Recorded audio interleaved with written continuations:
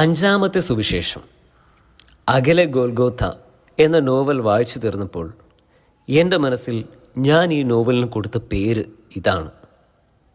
ഒറ്റുകാരൻ്റെ സുവിശേഷം വായിക്കാൻ പോകുന്നവരോട് ഒരു വാക്ക്: എന്തിനേയും ഏതിനേയും ചോദ്യം ചെയ്യാതെ അനുസരിക്കുന്നവർ മാത്രമാണ് നിങ്ങളെങ്കിൽ അവൻ്റെ ജീവിതം നിങ്ങൾക്ക് അനുഭവിച്ചറിയുവാൻ കഴിയുമോ എന്ന് ഞാൻ ഭയക്കുന്നു. ഇത് അങ്ങനെയുള്ളവർക്ക് വേണ്ടിയാണ്. ചോദ്യം ചെയ്യേണ്ടതിനെ ചോദ്യം ചെയ്യുന്ന, എതിർക്കേണ്ടതിനെ എതിർക്കുന്ന യൂദായുടെ സുവിശേഷം. യഹൂദ പ്രമാണിമാരിൽ ചൊരിയപ്പെട്ട വിശേഷണങ്ങൾ എന്തുകൊണ്ടോ ഇന്നത്തെ സഭയിലെ പുരോഹിതന്മാർക്കാണ് കൂടുതൽ ചേർച്ച എന്ന് തോന്നിപ്പോയി ചില ഘട്ടങ്ങളിലെങ്കിലും. മനുഷ്യപുത്രനിൽ നിന്നും ദൈവപുത്രനിലേക്കുള്ള വളർച്ച, യേശു മനുഷ്യനാണ് എന്ന് വിളിച്ചു